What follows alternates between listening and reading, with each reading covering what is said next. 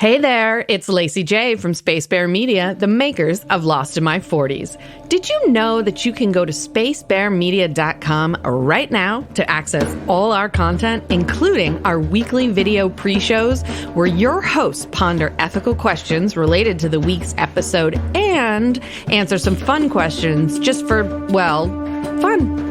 Speaking of fun, if you have it thanks to our content, please consider rating or reviewing Lost in My 40s on your favorite app, or recommend us to a friend who loves Lost.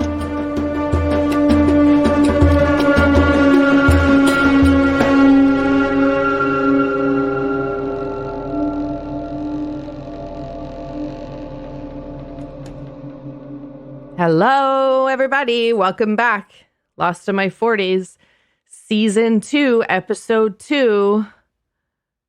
Glad you joined us after Episode 1. How's everybody doing? I'm good. How you doing? I'm all right. The boys aren't talking. All right, so I'm good.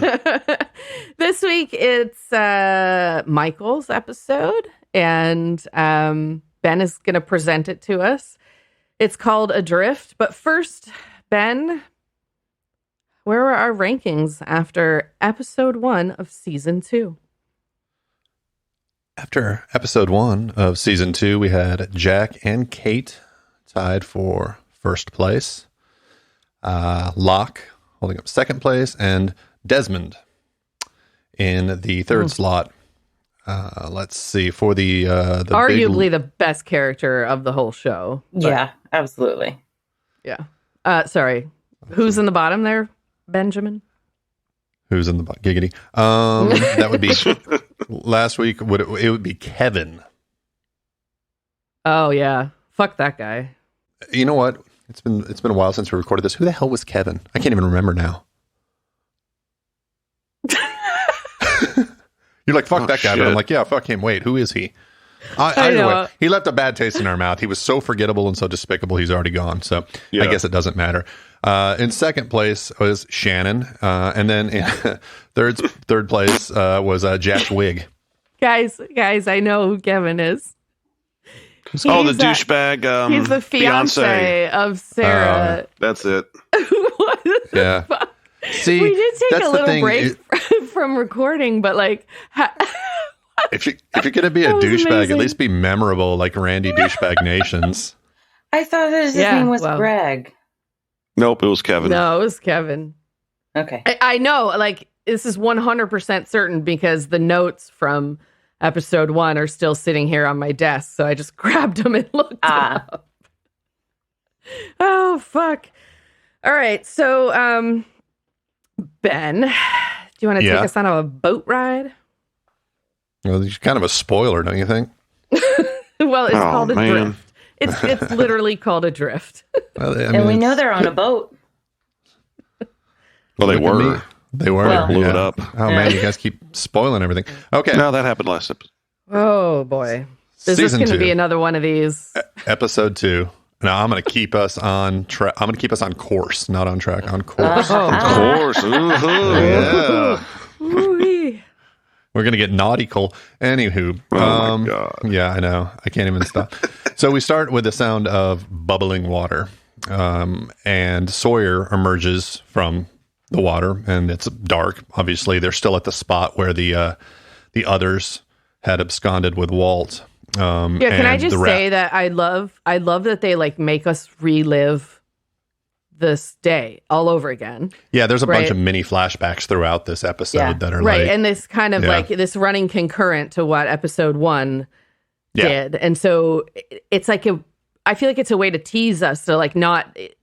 It's like forwarding the plot, but not forwarding it the way that we had hoped at the end of episode 1. You know what I mean? Yeah. Yeah, it's building up the tension by giving you like slightly different perspectives of the same things multiple times. And that happens but Michael more. keeps screaming for Walt I know, Walt. And over. Oh my God. Coral. Jesus Christ. That happens, this reliving of time happens more in this season. We won't talk about it because Derek hasn't watched it yet, but it becomes a little bit of a theme through this season. Anyway. Anyway, On the raft. Okay. We hear Walt and Michael yelling for one another. We hear... No. Was Walt yelling here? No, we hear Michael yelling for Walt. Yes. Yeah. Right. Michael was Walt's screaming gone. and exactly. Yeah. And then It's Sawyer... pretty gut-wrenching, too. Yeah. It is. And I thought you heard Jin shouting somewhere, too, but you don't see him. That's, yeah, it's like that he is alive at least at some point right after this happened, and then he just kind of disappears. Yeah. And then Sawyer swims toward this kind of section of raft that's still afloat and then starts like swimming with that towards Michael. He pulls Michael onto the raft, but Michael's not responding. So in traditional fashion in the show, Sawyer just starts beating the shit out of his chest. And, it makes really amazing sense. It did. It did. And can I just say that this scene is further proof that Jack could have fit on that fucking door with Rose. Yes. Don't ever let go. Yeah. I still saw that in the theater. It was in the Dollar Theater at one point in the town where I went to high school, and I must have gone and saw that like 5 times.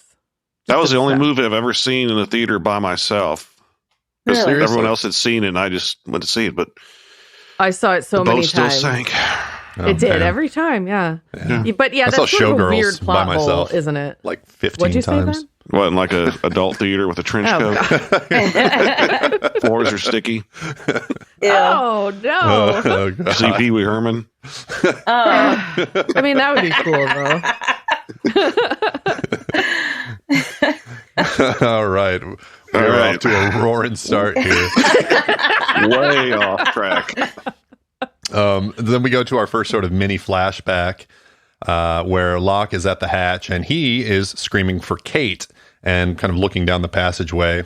And of course, like always, he's surrounded by a bunch of perfectly built torches just arrayed amazingly around the area. And then Locke starts to descend the shaft. Giggity shaft. Oh, hello. Of course.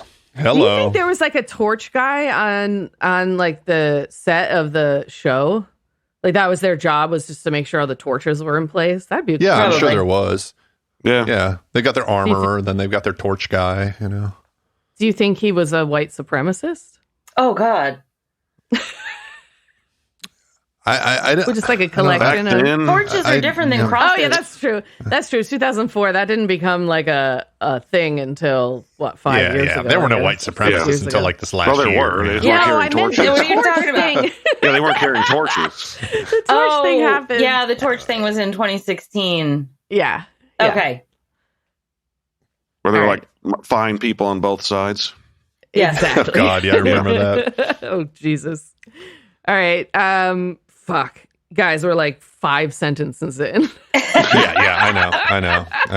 That was the title screen, by the way, that we were just talking over. So back to the raft, Sawyer is trying to revive Mike, giving him CPR. Eventually, Michael comes around and immediately starts asking where Walt is. You'll notice this is a theme for a while here.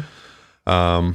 And this takes us to our first kind of bona fide flashback. We're at a lawyer's office, and this lawyer's asking Mike how he hurt his leg. And then shows him some papers and basically says, these are the papers that your wife sent over. That your wife sent over. And Mike kind of corrects him and says, well, I'm Walt's mother, but baby mama. He's Walt's mother? I think he's Walt's father. She's Walt's mother. Whatever, it's early. Booth. Papers from your baby mama. And then the lawyer calls him by the wrong last name, which I thought was an amazing moment. That tells you how engaged he is. Yeah. And then the lawyer says that Susan wants Mike to relinquish his rights to Walt so that Brian can adopt him, or so that Brian and she can adopt him. And he gives Michael a couple options, and Michael kind of jumps at the option of an injunction. I don't know. What do you do? Do you file an injunction? Is that the way it works? Yeah, I think so. File. Okay. And then the lawyer tells Mike that the fact that he's in his office, that he's in this lawyer's office, means that he's the best that Mike can afford. And then he sort of which is sort of a warning sign. Yeah, and then he's like, because this is going to get expensive. Well, I mean, at least he's honest. He's like, look. Yeah. That's true. And we go back to the raft. Mike is still yelling for Coral. Coral. So Sawyer tells him that Walt was taken on a boat, and so he probably can't hear Mike screaming. And then Mike tells Sawyer back that he needs to think that Walt can hear him. Yeah, that's heartbreaking. Yeah. I generally don't, whatever, Michael, but I got to feel for him, at least a little bit, even though I do get tired of him constantly screaming for Walt. I do too, but he was finally starting to come around as a dad, Yeah, that's true. Almost the entirety of season 1, he was a shit father. And now towards the end of season 1, he's like, okay, I have a son. This is not a terrible thing. He starts to really bond with Walt. And then that's why they ripped him out of his arms. Exactly. Then because it's fucking lost. Yeah. Oh, goodness. And they give you that like nugget, and then they break your heart. Yeah. Yeah. That's like the plot of the show, basically. And I imagine when Harold Perrineau shows up on set for this, he played Mercutio. He's done all kinds of great roles. He was in Oz or whatever. Yeah, he comes into this one, they hand him his script pages, and it just says Walt with a couple exclamation marks. He's like, okay, cool, I got this. I forgot he was Mercutio. Yeah, he was great in that. Yeah, I fucking love that movie. And Oz. I mean, he's just awesome. Oz was great. Yeah, and Oz was like one of the. I was like really cool in my early 20s and had HBO. That was like a cool thing back then. Oh, yeah. I never watched Oz, and I've been told that it doesn't really stand up. But I've never seen it. Harold Perrineau it doesn't stand up. That's interesting. That's what we were just talking about. Oh, we were just talking about restarting it. So I will report back on that. But he was great in Sons of Anarchy. I didn't know he was in that. So I've never seen that. But I was a huge fan of Oz when it was on, which is funny that it's coming up because next episode, is it? I don't know. I'm lost. I do everything out of order. Mr. Echo. But, Mr. Echo is coming up, who was also, in Oz, and he was so fucking great. He was like my favorite character on the show. Well, yeah, watch it and let me know. Yeah, we will. We're gonna finish The Expanse first, and then start Oz. So cool. In case anyone was wondering what our watching habits are, I'm gonna try to get us back on course. Yeah. Woo! Back on course. You can't make the same nautical joke twice. It's against the rules. Yes, I can. It's all about delivery. All right. So back at the hatch, Locke reaches the bottom of the shaft. Good man. Emerges. I wanted into to say giggity, but I had coffee in my mouth, so I just whined. Sorry. Any cream in that coffee? Not yet. So he emerges into a concrete hallway, and his shoes start squeaking, so he removes his shoes. Either that, or he was just being considerate because he is in somebody else's house, right? True. Like, you take your shoes off if you don't know any better. He passes. There's puddles. His socks are going to get wet. Oh, I hate wet socks on my feet. Yeah, that's gross. That's a good way to get fungus. And it just feels fucking nasty. It does feel nasty. I've spent several music festivals and soggy socks and sneakers. Yeah. That never works out. Yeah. Anyway. So back to Locke. He passes some equipment and an electrical box on the wall that says Dharma. The next one says Greg. You know you're headed for something awful. Oh my God. And then he enters what kind of looks like a living area, and he hears Kate whimpering and finds her kind of on the floor. What a dream. And then Desmond comes up from behind him with an AK-47 and asks Locke, "Are you him?" Asks him that multiple times. We jump back to the raft, and Sawyer is yelling for gin.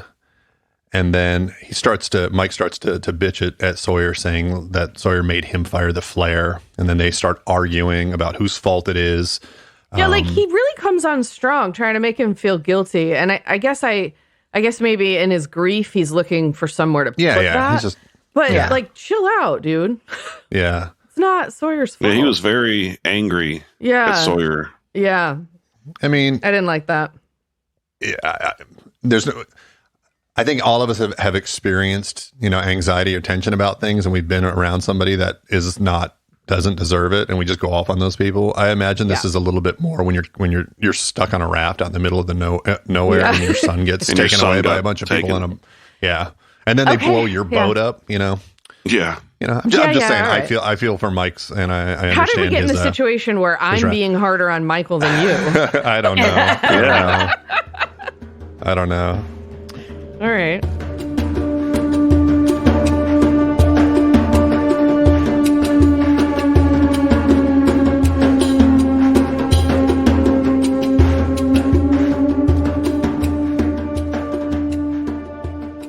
So then Mike basically tells Sawyer to get off his raft, and then something bumps the raft from underneath, and then kind of pull back, and you see what looks like a shark swimming underneath him.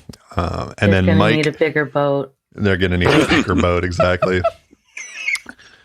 Then Mike tells Sawyer the gun's no longer going to work, I guess because it was wet or something. And then the raft gets bumped again, and then Sawyer starts to drop some shells or something into the water. And Mike says to Sawyer that the shark is circling because of his shoulder was bleeding, because he was shot in the last episode. Or was it the last episode, or was it the last episode of season 1? Last episode of season 1. Right. And that's right. Yeah, technically, that's what I was talking about, how they play with time. It's it feels like we're so far into the show, but really we're just moments after the season finale of season 1. To be fair, it's been a while since we've recorded. Well, there's that's feeling it. too. But I just mean time in the show, it's, anywho. Got it. Fuck's sake. You guys, I'm going back to bed. This is done. So, despite the shark doing circles around them, Sawyer jumps into the water and swims towards another small section of raft that was floating nearby. And then Sawyer kind of tells Michael that he was trying to save Walt. And this takes us to flashback 2. We're in a law office. Just right before the flashback, it just this scene left me really sad how in a moment of stress, they just fucking turned on each other. Sad. Yeah. Yeah, it is. I mean, I want to be instead of supporting each other, and I get it that they're just strangers in a plane crash, so I didn't know if they were going to... Been together for 44 days. Hug it out. But yeah, I mean, that's the thing. It's they're the only people they have left in their lives. And they just turned on each other. It just made me really sad. I don't know. But I mean, the two of them are kind of like an odd couple. And so are Michael and Jen. And so I guess Michael and Walt, for that matter. Yeah, right. Michael and everybody is an odd couple. Yeah, pretty much. I was going to call them an odd couple throuple, but odd throuple. But if it's Walt is an odd couple, quadruple. I don't know. Wow. All right. Okay. So we're in flashback, guys. Flashback 2. We're in a law office, and I swear this is the same law office that Claire was in earlier, in season 1. It looks like the same set. It does look really suspiciously similar, doesn't it? Yeah. And it wouldn't surprise me if they just put him in the same one and said, hey, this is another one of those weird things. Well, it also shouldn't surprise you if it was the exact same room, since all of their lives are intertwined. Well, that's what I meant. Yeah. Yeah. That, and from a set design perspective, just reuse the damn thing. Yeah, but one's in New York and one's in Australia. Yeah, they both have just books. Flip it. Yeah. Oh, okay. Yeah. So there's lawyers arrayed all around the table, as well as our favorite mother, Susan. Oh, that's fucking bitch. Yeah. Yeah. So the lawyer immediately starts laying into Michael, asks him how long it's been since he's seen his son. And then before he can even answer, tells him it's been 14 months. Asks him why it's so long. And then asks him why Susan can take Walt to Amsterdam, but not Rome. Mike, after all these questions, starts to get angry. And then they kind of launch into Mike's accident and then point out that Susan paid for all of it, obviously out of the goodness of her heart. You see what I'm saying? This was all her plan from the beginning. This woman is a master manipulator, psychopath. Fuck her. I hate her. She chose a good profession then. Yeah. Well. Then she asks what Walt's first words were. Oh, it's so fucking mean. Yeah. This attorney, though, the actress is in one of my favorite episodes of Criminal Minds. Everybody is in an episode of Criminal Minds. There's so many fucking episodes of that show. But she plays a woman on death row that like Mandy Patinkin interrogates in the last moments of her life. It's very dramatic. Oh, that's right. I saw that episode. I know. I'm sure you have because right. I have it on the TV all the time. Well, it was just within the last couple of weeks, but yeah. Yeah, I force Ben to watch Criminal Minds and Family Guy over and over and over again. It's I know too much about both of those Criminal shows Minds, now. the one with that unsub you were talking about. Unsub, God. Yeah, unsub. Unsub Caleb to and the I max. rewatch The Great British Baking Show over and over and over again. It's pretty fun. Yeah, and then to break Never it up, watched we've them. started rewatching Ted Lasso over and over again too. So Yeah, we've been debating getting Apple TV. I told Ben it was really good. The episodes that I watched at your house. It's pretty good, yeah. I feel like we're gonna have to cancel like 3 or 4 of the other streaming services we only barely ever watch. So well, because that's how they want it. Is there's like one thing on every goddamn platform that I want to watch. Yeah. I was actually really design. glad when I thought The Mandalorian sucked. I was like, okay, I don't need to have this one anymore. Oh, great! Now we just lost half our audience. I didn't get it. Ben I never saw it. Ben and I were not pleased with that show. No, and we are I got in to like the the third minority. episode, and I was like, really? This is what people are raving about? This is dog shit. Anyhow, I expect Jar Jar Binks to show up. And Rogue One is underrated. Rogue One is like the best Star Wars movie to have come out. The best Star Wars movie other years. than Empire Strikes Back. Like, yeah, it's so good. I'll just, I'll stop there because people are right now are just like looking for they're going to dox my ass. So, sorry that I was all just so I could say Susan's attorney was on Criminal Minds. I apologize. God, we're seriously all over the place. Okay. On course, again, back to the raft. Sawyer is digging at his shoulder, trying to get the bullet out. Yeah. Yeah, that's awful. Michael says he will need some help to get the bullet out. Sawyer just keeps digging away and screaming, and eventually just pulls the bullet out with his fingers and asks Mike for a Band-Aid. Yeah, he did. You got a Band-Aid? Yeah. Oh, my God. Sawyer cannot help himself, even after digging a bullet out of his own shoulder. Yeah. He's just got to be a snarky fuck. Then back in the hatch again, Desmond asks Locke, "Are you him?" And this time Locke says yes. And Desmond asks who Kate is, and Locke just says she's with me. Can we talk about how sexy Desmond is, though, for just like a second? Yeah. Even when he's all like disheveled and freaking out and like he's just sexy. That's all I got. Whatever you say, brother. Oh, yeah, that's what I'm talking about. So then Desmond asks Locke, what did one snowman say to the other snowman? Locke doesn't know. So Desmond... Does anybody know? Is that like a joke? I never looked at it. Keep going, Ben. No clue. So he doesn't answer. So Desmond asks him to drop the knife and asks why they're there. Locke tells him about, 44 days ago, they were in a plane crash, and Desmond's eyes kind of, you can see that when he says 44 days, it sort of rings a bell with him. It smells like carrots out here. Yes, because he knows. Yes, I see. There you go. And then Desmond walks them at gunpoint and asks Kate to tie up Locke. Locke tells Desmond that Kate's a fugitive and that he works for a cardboard company, and Desmond starts to call him Boxman. Like, as far as nicknames go, Boxman's not bad, right? Sort of like Poonhound. It sounds kind of dirty. Yeah. I'm a Boxman. Likes the box. So then Locke ties Kate up and pushes her into a dark closet. I said earlier that he asked Kate to tie Locke up, but it was the opposite. He asked Locke to tie Kate up. So he does so and then pushes her in the closet. I think that he asked Kate to tie Locke up, and then Locke convinced him like, otherwise. no, she's dangerous, not me. Yeah. Oh, exactly. That's what the fugitive thing was about. Yeah. Okay. Yeah. And you forgot he slipped something into her pants, like a knife or something. Yeah. Right. He does give her a knife. Yeah, it's all like a ruse. His dickishness. So then we go to another minor flashback in the caves, where Jack tells Hurley he changed his mind and that he's going to the hatch. So this was, I guess, some type kind of last episode of the last season.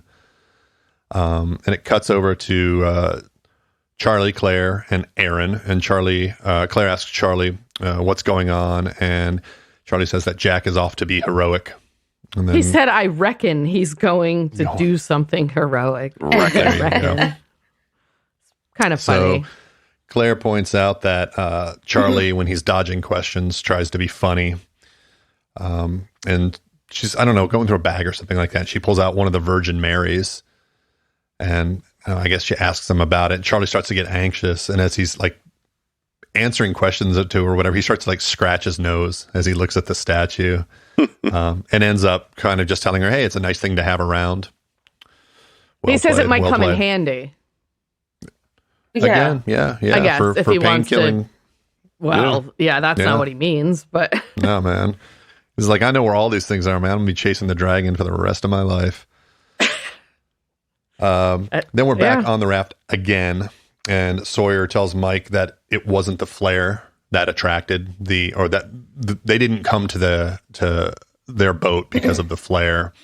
Well, I mean, they did, but what he means is like, they were coming anyway. They were coming anyway. Yeah. And he says that the boat was not meant for open ocean. It was short range, and therefore it had to leave from somewhere close to the island. You know, and I looked this up. There was actually a word for that, and I don't know if it's littoral or literal, but like it means like littoral. It means something like within the proximity of the shoreline, or like the literal zone. It says the littoral zone. Yeah. The littoral zone is the near shore area from the high water line to where the sunlight penetrates to the sediments in a water body. There you go. Yeah. Penetrates. Jesus, he's just like, you're just waiting for words like that. Yep. It's funny. And then basically says that, you know, Danielle said that the others were coming and we thought it was for Aaron, but it was for Walt. He said Bluebeard blew us up because they wanted your kid. Yeah. Bluebeard. Bluebeard is, I mean, it's not even as funny as what his fucking name ends up being, but we'll get there. So they argue about that as well, and then Mike ends up wrecking Sawyer's raft, and so Sawyer has to jump back onto Mike's raft. And then Michael says to Sawyer that he has you have no idea what it's like to have to care for somebody. Which, ouch. I think it's sort of rich coming from Michael. It's not like he's had a wealth of experience in this regard either. Yeah. I don't know. So, flashback 3. Back to the law offices where Mike's in a room with Susan with no lawyers present. So Susan, he's there to be manipulated once again. Yeah, seriously. This woman's she's got him cornered and alone.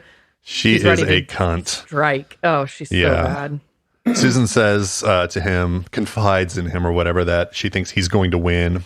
Sure you do. Yeah. Bullshit. And she asks Mike why, and Mike says, she asks him, why do you want him? And he's like, well, he's my son. And she starts to tell him, like, look, I've got a baller job. You're unemployed. You need to take care of yourself and start painting again. You're a brilliant artist, kind of buttering him up. Oh, she's love bombing him. It's ridiculous. Yeah. She's awful. How can you do that and take care of your son? And then asks Michael to let Walt go.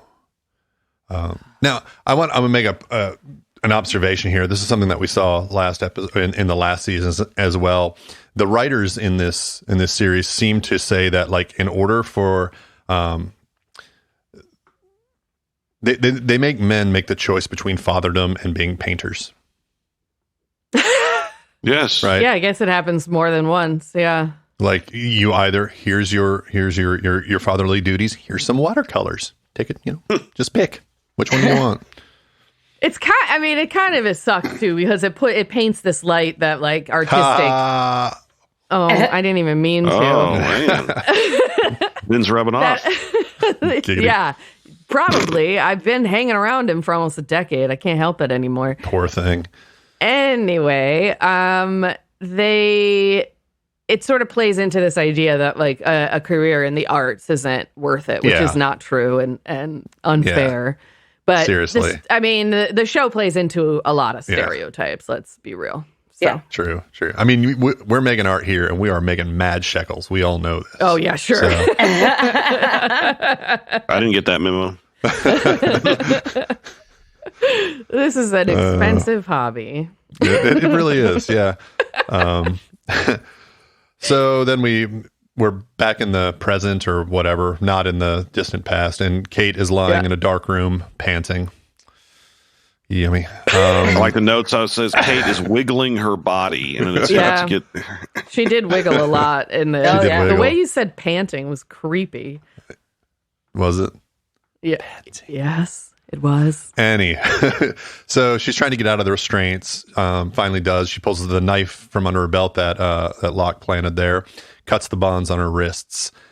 She finds a light, and when she turns around, she finds that she's basically in a pantry, full stock walk-in. Hello. I know.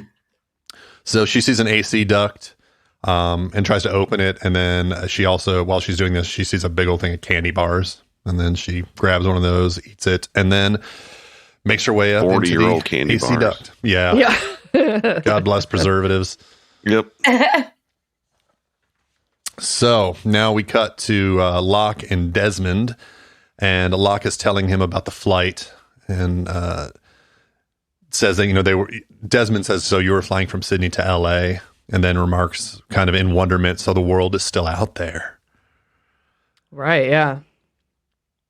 Locke he had asks his name. Quarantine on the door and whatnot, so he was under the impression to not know that the world is out there. Yeah, and I always kind of thought this was a little bit funny. I was like, well, if you thought the world was destroyed, then what were you doing? Yeah, why are you still putting the numbers in? Yeah, at that point, don't you just go say like, oh, fuck it, chips are down. Like, let's see what happens if I don't press this. Yeah.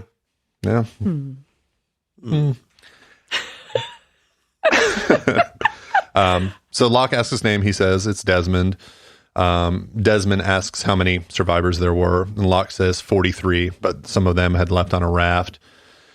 Desmond keeps questioning and asks how many of them had gotten sick, and Locke says nobody. And then you hear that beeping start again. Desmond. But this is interesting because, like, we know he has the quarantine thing, and then he asks about how many people were sick, but he's not the only person to mention sick people on this island. One of them is Danielle, who was on the outside. So that's why she killed her crew. Yeah, so at this point, like, we don't really know if there is something. Killed her crew because she's fucking crazy. Well, maybe. We don't know that either, I guess. They were sick. Yeah. No, she cray. Yeah. Whether or not she's telling the truth, she cray. True. That's Both true. Can be true. Yep. So yeah, you hear that beeping, and then Desmond walks John over to a room, and then you see this counter on the wall, kind of ticking down. And at gunpoint, he tells John to type in these numbers on the console. And Locke asks Desmond, like, what's going to happen?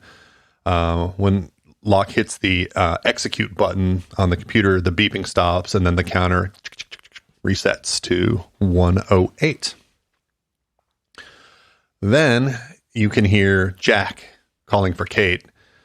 And Desmond gets the crazy look in his eyes again and asks Locke who that is. And Locke just says, that would be Jack. So Desmond starts looking through his periscope or whatever the hell he's got going on there where he can see down all the hallways and everything. And Locke says that Jack is a doctor, but then Desmond notices that he has a gun, or that Jack has a gun. And so Desmond walks. Your doctor has a his, gun, brother. Yeah, say it in his accent, though, Ben. Yeah. You best at No, it. I haven't worked enough on his accent to try it yet. I'll do it. I'll do it at some point. You've done it a million times. I don't even know what they were talking about. You don't want to do it on command, is what it is. No, I need to. It takes a little while to get an accent down. Like, it's got a Scottish accent for sure, but he's got some weird inflections that I've never. Like, I can do all the shit out of. You literally did it already Braveheart. In this episode. You realize? No, that, I right? just said brother. Like, that was. No. Okay. Yeah. Got it. So I love you. Always I have. love you too. I was doing Braveheart. Ew, Mel Gibson.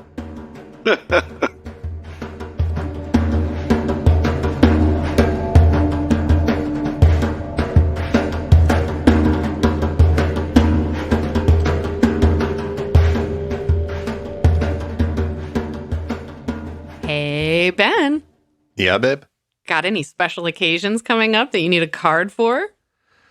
Is this a trick question? No, it's an advertisement. Is this about barbcards.com again? They can go. So I suppose you're going to remind me that each handmade card is only $1.50. Mm-hmm. And they don't come with busy backgrounds or flowery poetry. You got it. Barbcards.com offers to-the-point communication within several different categories, including our favorite, potty mouth. And if you can't find what you want, barbcards.com can do customizations. Can I still get all of my cards for no more than $4 shipping, no matter the size of the order? You know it. Barbcards.com has got all you need. Hey, Ben. Oh my God, what are we selling now? Merch. Our merch? Yes, sir. Shirts, coffee mugs, wine tumblers, bottle openers, stickers, magnets, and more. Your choice of product and your choice of Space Bear Media graphic from any of our podcasts. Please tell me we're not making merch now, too. Of course not. We'll stick to podcasts, and Pixis products will do the rest. Thank God. I bet you have more to say, though. Sure do. Pixis Products is a small business run by a local mom, well, local to us anyway, who needed something else to do besides being a snack bitch. What? A snack bitch, also known as a mom with a young child. There's still more, isn't there? Yepers! Pixis Products works with other small businesses for supplies, art, and other collaborations at every opportunity, including ours. In fact, Pixis Products even gave Space Bear Media our own storefront on their site. You can find us at shopspacebear.com. Say what? You heard me. Go to shopspacebear.com and buy something.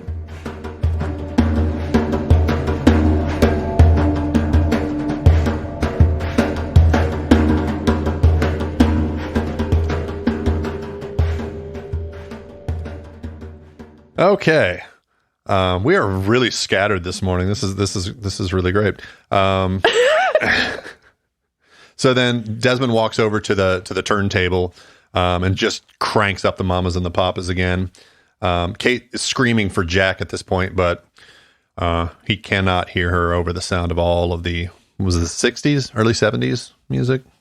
Mamas and the Papas? Yeah, late 60s, early 70s? Late 70s? No, I think it was late 60s, early 70s, right? They were. That's what I just said. Late I 60s, thought you said early 70s. Yeah. Yeah, and Desmond and Jack, well, Jack kind of shows up there, and then Desmond and Jack have a kind of a Mexican standoff with Desmond's gun at Locke's head. Jack asks standoff? Locke, is that a thing? When you have guns pointed at each other. No, is it like a racist thing? Are you sure it's not? No, it's just a term. It's just a term. It just sounds and saying Mexican isn't racist. 1968. A Mexican is a person from Mexico. Yes. We're having two different conversations right now. It's a confrontation in which no strategy exists that allows any party to achieve victory. Oh, you looked. There you go. Nice. Okay. Yeah, so, cool. I'm just trying to be careful. You know, that I've learned as I've gotten older, there's language that I thought was just common that turned out to be horrifically racist. So yep. I wouldn't have said that if it were racist. Well, I know intentionally, but if I didn't know, there was a chance you didn't know either. That's what I was getting at. Not accusing you of being a racist. Yeah, plus I know all, so. Okay, let's go. Figured that would get you back on course. So Desmond says, "Stop or I'll blow his head off, brother." And then because he says that, obviously Jack recognizes him from their days running up and down stairs. And Jack just says, "You." And back on the raft, Sawyer we've sees... seen that scene 3 times now already. Yeah. They keep... It's a good scene, though. It's a great scene because it's means worlds a lot. Colliding. Yeah. So, back on the raft, Sawyer sees one of the pontoons from the raft when it was actually a raft, and starts swimming toward it. And as he does that, the raft that they were on starts to break up, and you see the shark circling again. So Sawyer gives Michael the gun, and says to shoot the shark if you see it. That's actually kind of hard to say. Shoot the shark. Shark if you see it. Shark. Yeah. So while he does this, Sawyer starts swimming, doing a very, very full free stroke for having been shot in the fucking shoulder. He seems to not be bothered too much by this. And then Michael starts to fire. You see some blood come up, but you can't really tell where from. And then Michael reaches the the pontoon. And there's Sawyer. So obviously, well, you don't know that he didn't hit Sawyer, but you can assume that he didn't hit Sawyer. He seems to be genuinely upset. Michael, the truth is he actually cares about Sawyer in some way. Yeah. And he stopped screaming for Walt and started screaming for Sawyer. Yeah. That's true. And then we come to the final flashback. Michael is sitting in a park chair with his cane and a gift bag. The cunt shows up with a young Walt. The cunt. And then, Michael starts to kind of introduce himself, and he says, I'm your. Says that a few times, but he can't really get the word father out. So he pulls a white plush bear out of the bag and asks Susan, does he like bears? Mike says to Walt that they're not going to see each other for a while, but he hopes that Walt has a great life and that Susan and Brian will take care of him. Cute little kid they cast as well. Yeah, he is a cute kid. And he says, no matter where you go, your daddy loves you a lot. He always will. Susan starts to tear up, which I think is totally fake because she's a fucking sociopath. She has no feelings. Yep. Yeah. Agreed. And they say goodbye. We come back to the raft. The sun is coming up, and Michael is, crying. Sawyer asks him if he's all right. And Mike says he should have never taken Walt on the raft. Starts, yeah, duh. I'm going to get him back. I'm going to get him back. Raft. I mean, that's as astute as Shannon saying she never should have gone on that hike. Yeah. Yeah. Right. Exactly. Captain Hindsight. So Sawyer looks off into the distance, and then all of a sudden there's the island, right there. It's kind of big. I'm not sure how they missed it before that because the sun's not exactly low on the horizon, but they make obviously the current had caught them and kind of brought them back to the island. They were in the literal zone. I learned that today. Literally. Next scene, they show up on the shore, and then they can hear Jin somewhere. They can't see him, but then all of a sudden he emerges. He's got his hands tied behind his back, and as he's running up to them, he falls down. He starts saying "Utters, utters, utters," which we soon find out means others, as we see silhouettes of what we assume to be the others carrying or walking towards them, carrying weapons, and then title screen. That's the end of the episode. I missed something there, or I wanted to say something about when they first see the island, as stupid as that is, that they didn't notice it. Sawyer actually says, "We're home." Oh, I don't remember that. Yeah, he does. Wow. And I thought oh, yikes. Yeah. But that ending is pretty fucking awesome and terrifying. Yeah. That was a cool shot. I like the way they did the silhouetting and everything. You can't really see them, but you can just see the outlines and crude weapons and everything. It's definitely Very kind of menacing. You can see a gigantic man holding a club, who we mentioned earlier played I'm Adabisi so excited for that. on Oz. For what? The next episode? Mr. Echo. For Mr. Echo and his story. Yeah. Echo. All right. So, fun facts. As mentioned earlier, while arguing with Michael, Sawyer says Bluebeard blew us up because they wanted your kid. So I looked up who was Bluebeard the pirate. Guess what I found out? There's no such thing as Bluebeard the pirate. I've heard of Blackbeard. I've heard of One-Eyed Willie. Well, yes. Yeah, me too. As have I. People Yeah, he's say at the Black Rock. It's kind of similar, like when they first go exploring through the Black Rock and like crawling through the holes. It's exactly how they did it One-Eyed Willie and found. I know I had One-Eyed Willie jokes written in there. That would be awesome. That's what this show fucking needs is sloth. Get rid of Michael, bring in sloth. Oh my gosh, Ruth. They got candy bars for him right now. They have to have Apollo bars, but he'd probably get down on those. Apollo bar. Bring in sloth, he says. Like the show hasn't been over for almost 20 years. Yeah, well, they always like to do remakes. Yep. Well, why don't you? Now that just happened in some alternate universe. So okay. Yeah. Well, in this one, you should write another letter, I guess. All right, guys. Can I continue with the fun fact? Yes. Yeah, sure. Okay. Bluebeard is not a pirate, but he is often invoked as one because of the pirate Blackbeard. Blackbeard. Blackbeard. Bluebeard ain't a pirate, but he loved that booty. I don't know what the fuck is going on today. The dreaded pirate Robert. Dread pirate. Come on. Yar. Don't get it twisted. Oh my God. Bluebeard is a French folktale, the most famous surviving version of which was written by Charles Perrault and first published by Barbin, whatever that is, in Paris in 1697. So the story goes like this. I don't know if this is indicative of French folktales, but it's pretty fucking dark. So Bluebird is like a wealthy... Bluebeard? What did I say? You said Bluebird this time.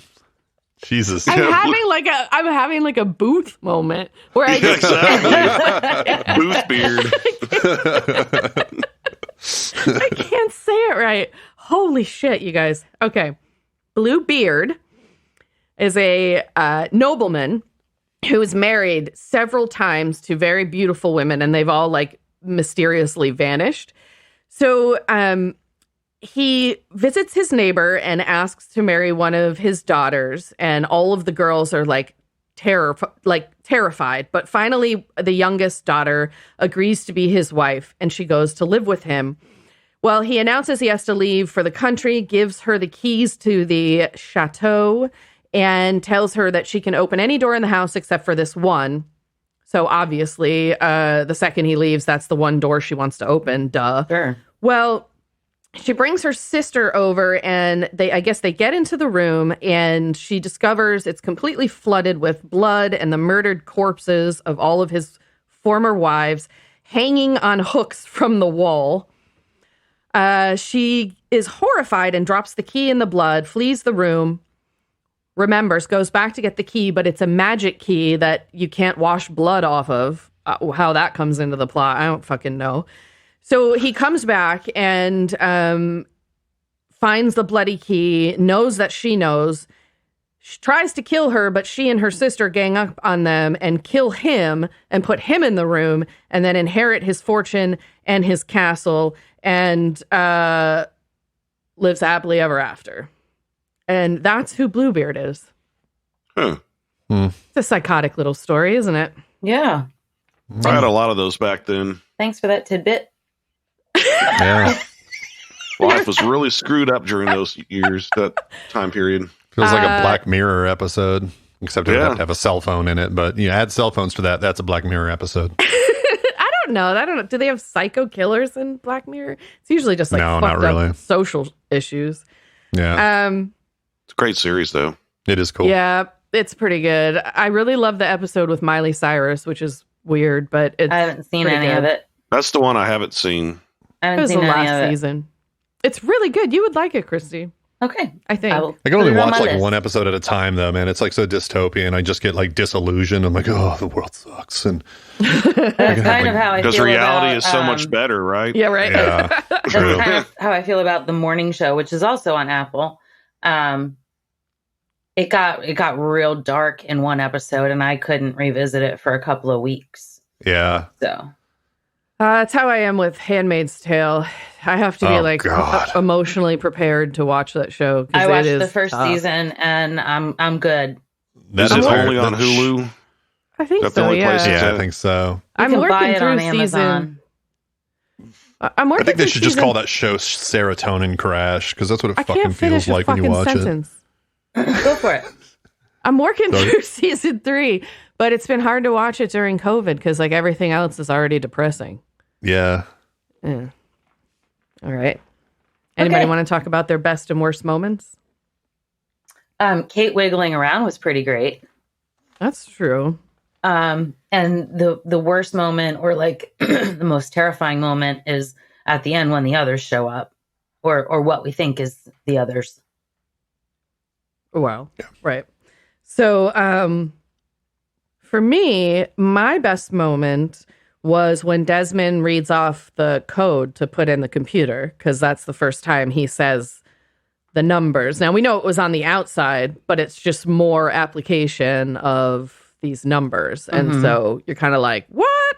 And I had the worst moment. I also had the others like kind of coming over that little hill on the beach there.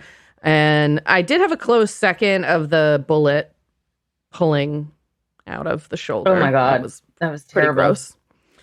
How about you, Ben? My favorite scene was actually when you see the others, because it's just like, ooh, there's new blood, and it's kind of exciting. So it was a great scene. It was just like a scary moment. Yeah. And I felt overall this episode was a little slower, so it was nice to kind of get that jolt at the end of it.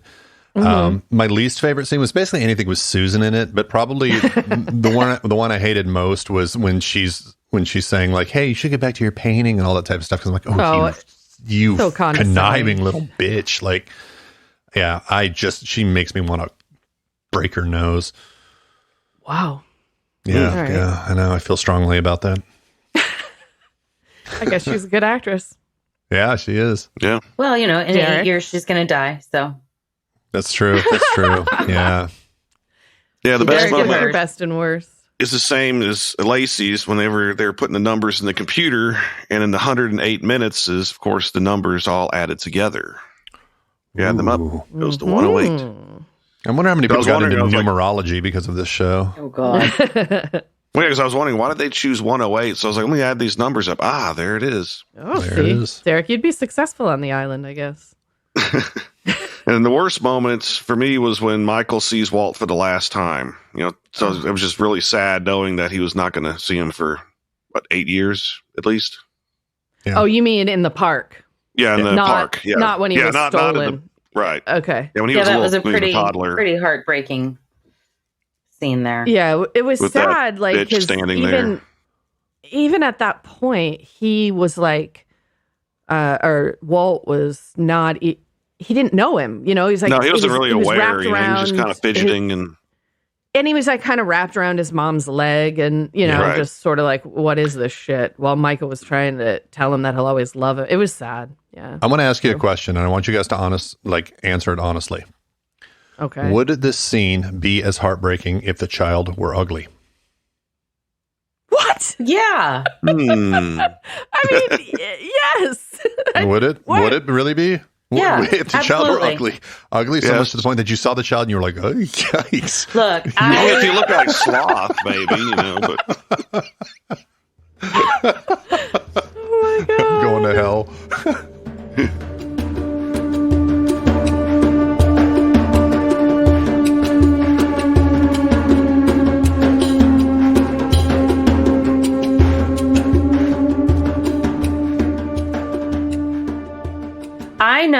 person who has children that are, well, I mean, when they were little, they were definitely fucking ugly. Like I showed one of their babies are ugly. No, but not like I'm talking toddler. Like I showed a picture to a friend of mine, and she was like, "Oh my God, what's wrong with him?" And there's nothing wrong with him. He just came from interesting looking stock on both sides. Oh my God, what is happening right now? Are they related? You No. know, No. He's just an ugly kid, and his little brother and very cute either. So, you know, imagining this kid in the situation, yeah, it would still be sad. You know, I'm never going to see my ugly kid again. Yeah. I cannot believe we're debating ugly children. What the fuck is going on? Well, we got a little time to fill here. You know, we're trying to keep the shows at a reasonable length. So no, we do not have time. We're long, actually. Long. I knew it. I knew. Holy fuck. Ben, what are your best and worst characters? My best character was fucking kill? Sawyer, actually. I mean, he was basically like Michael's punching bag through the entire fucking episode. He had to, you know, dig a bullet out of his shoulder, yet through all of it, he kind of, you know, he was kind of a stand-up dude despite everything that was happening. My least favorite, I mean, obviously, Susan. Yeah, that bitch is going down. Cast her into the pits of hell. Jesus. All right. If I had the power to do that, I would. Obviously, I don't. Yeah. So who are you fucking and killing? Well, I'm fucking Kate. You know, a little wiggling on the floor there, and you know, that was. Yeah, I have a feeling that's Derek's answer too. Wasn't she the only woman in the episode that wasn't Susan or Susan's lawyer? Yeah. Oh no, we saw. We saw Claire briefly. Yeah, that's true. In the caves. I mean, yeah, so it's sort of a shallow and brackish pool this week, but Kate, absolutely. And then who would I kill? I mean, I'm gonna kill Susan. Yeah, she's gonna be at the bottom. She always is. She's fucking awful. She's awful. Yeah. How about Derek? What are your rankings this week? My best character was Michael. Just, you know, in the flashbacks, he was trying to fight for his son, and also, you know, just how he's changed. And then the worst, of course, is Susan. Yeah. Just because, yeah, she gets stuff. Yeah. Susan and Shannon. Yep. I think Susan's gonna be worse than Shannon now, or lower. I would think Spock so. will be Kate, you know, wiggling Kate, as you called her. And I'm going to kill the others just because, you know, you see Jen coming out all tied up and bloody, and they're obviously not very good people. Right. Well, I mean, maybe he's just into some rough play, you know? You don't know that. That's true. They wanted rope play. Exactly. Rope play, a little fucking and punching, you know? Yep. Weird shit people get up to on the island. They're stranded for 44 days. Whew, all right, I'm doing mine. I had Locke as the best character. I thought he was handling Desmond fairly well, and, you know, arming Kate and all that kind of stuff. Obviously, Susan is the worst character, and I killed her. Fuck that manipulative bitch. I know she's dead. I'll kill her as many times as I can. And then I am fucking the room full of food. Yep. Yeah, after 44 days, I think just about anybody would be willing to slather themselves in ranch dressing. Yeah, I've been on that initiative ranch dressing. Do they have any jars of full dill pickles in there? Oh God. I don't think Chris, that's healthy. Is this that kid? You just sent that picture in the chat. That's the kid. Oh my God! Oh no, I've got to see this. Hold on, wait, what? In the Lost chat, she sent a picture of the ugly kid. A picture of an ugly kid. I should have no. Okay, all right. Oh wow! Oh my God! She wasn't lying. Poor thing. Bless his heart.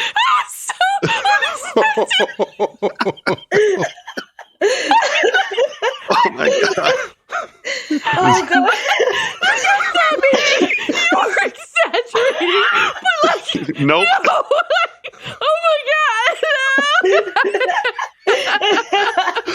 That's the stuff of nightmares.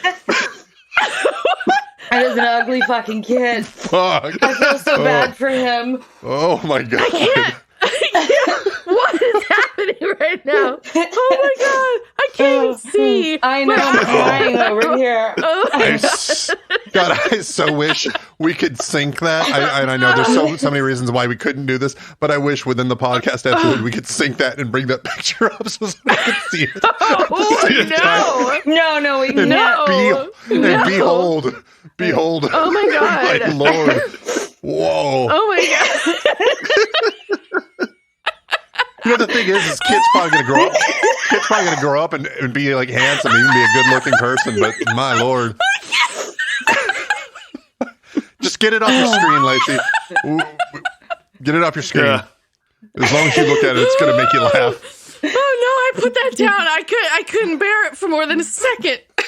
That was the craziest thing I've ever seen. Oh my god. Wow. Holy Oh shit. my god. Okay, where were we?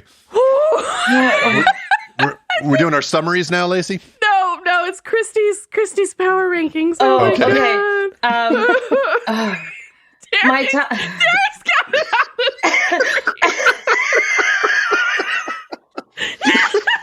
Oh my god. This is so fucked up. Are you still looking at it? No, I was. Well, I had it on my camera for a little bit so she could see it. He held it up to the screen. Okay, it's gone. See, I'm not looking at any of you right now. I've got to stop laughing, so I got to like. Okay. Man. My top is Michael because he even though he's really fucking annoying. Michael's your top. Yeah.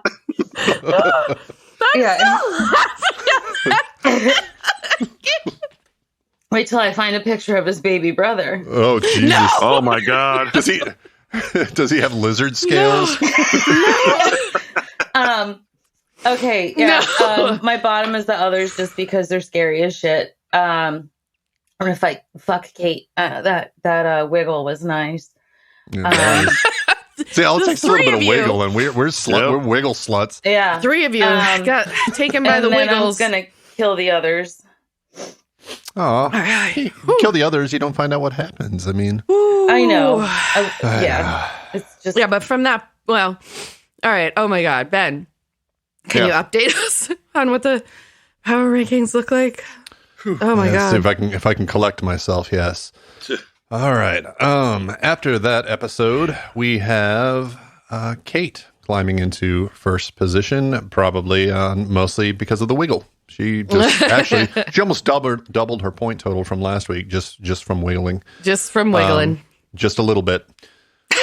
Oh and God. Then, yeah. Thank you. Yeah, if you're a younger listener, which face it, nobody's going to be a younger listener, but yeah, you didn't. Yeah. That was a song in the 90s. Jack is in second place, and lo and behold, Michael is in the top 3. Whoa! Wow! Definitely for the first time ever. Yes. He was a bottom dweller most of last season. Yeah.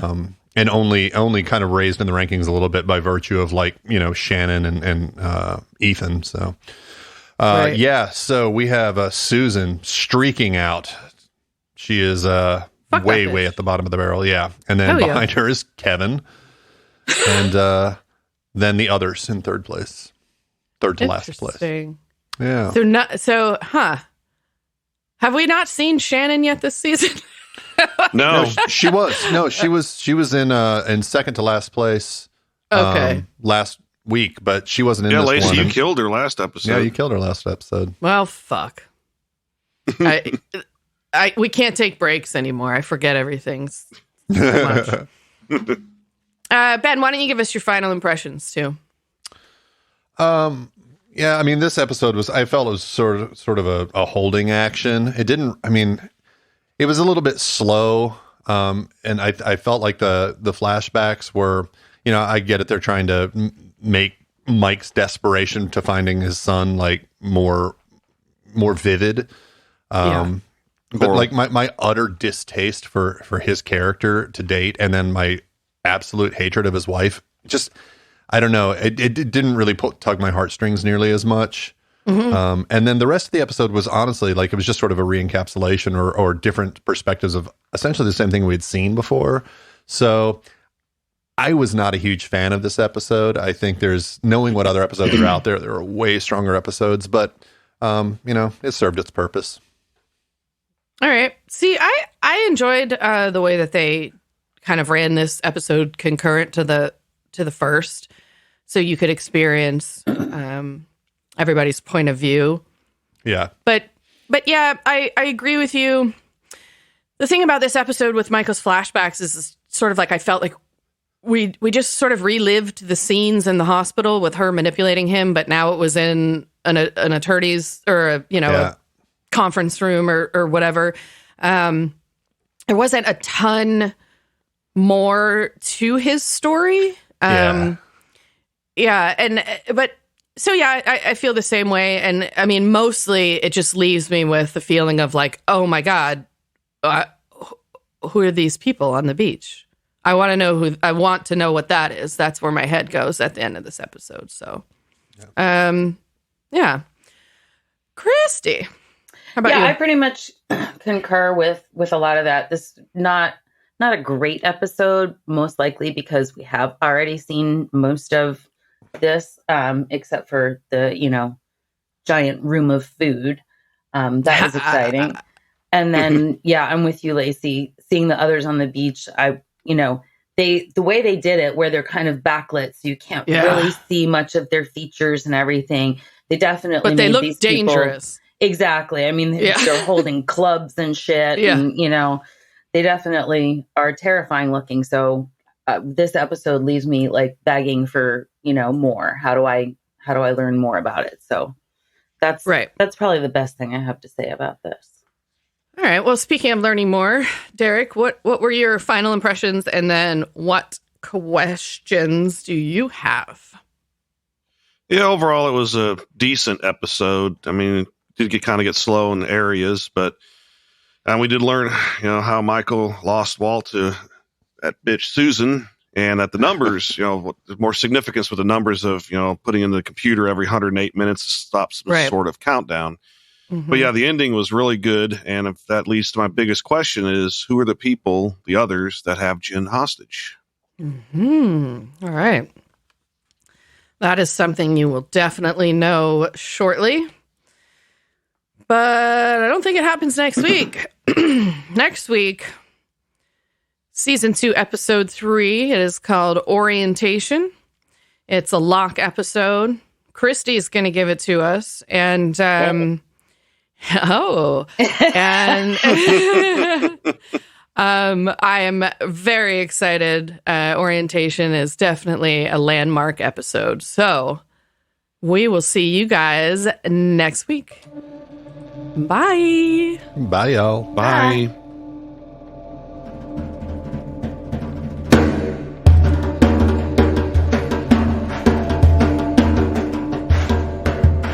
Lost in My 40s is a Space Bear Media production. Executive produced and edited by me, Lacy J.